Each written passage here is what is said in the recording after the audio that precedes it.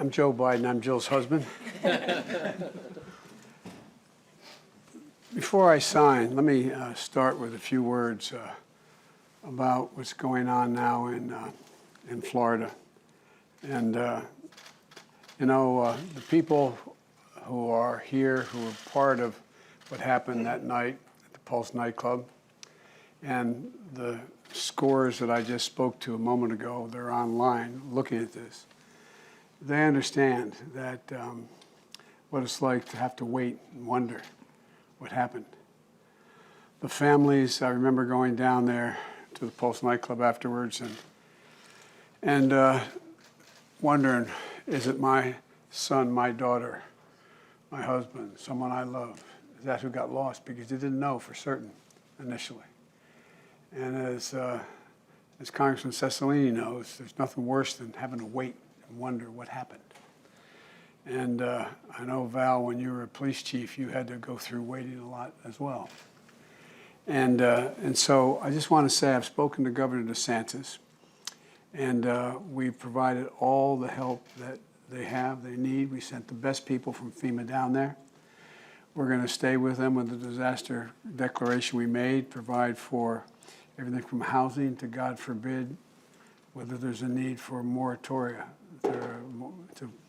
for the bodies to be placed, everything in between. And but I just want to say, and I'm sure I speak for all the members of the Congress here today and all the survivors here, that it's a tough time. There's so many people waiting. Are they alive? Will it happen? And so our heart goes out to them. And the people of Florida, I've spoken to Debbie Wasserman Schultz. I've spoken to most of the folks down there and authority. And I promise you, the administration, the Congress are doing everything possible to be of assistance now and after this occurs, after they decide exactly what the state of play is. But I'm glad to welcome everyone here to the adjunct to the White House here and in person and virtually, survivors and family members, victims, and the path-breaking leaders like Senator Baldwin. Just over 5 years ago, the Pulse nightclub, a place of acceptance and joy, became a place of unspeakable pain and loss. And we'll never fully recover, but we'll remember.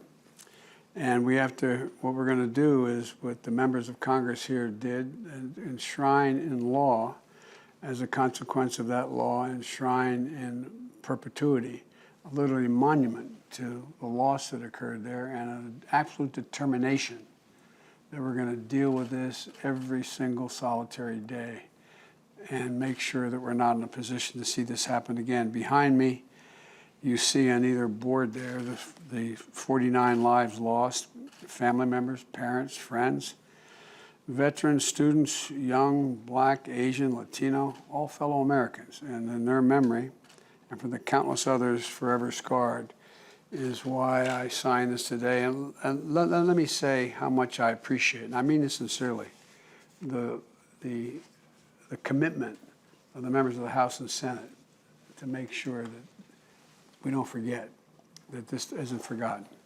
Now, there's a tradition when a bill is signed that the president gives a signing pen to each of the people who had something to do with the law or the decision being made in the first place. I promise you, I have all the pens put in the other room. I couldn't figure out how to sign them all, but don't leave without the pen, okay? All right? All right. Thank you, Mr. President.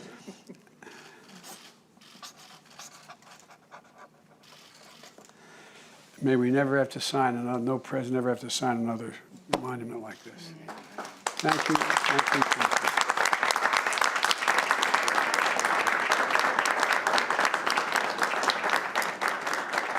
you. And one last thing. As I said to the survivors and those who lost folks a little earlier in private, what the Congress has done means a great deal, and it's important.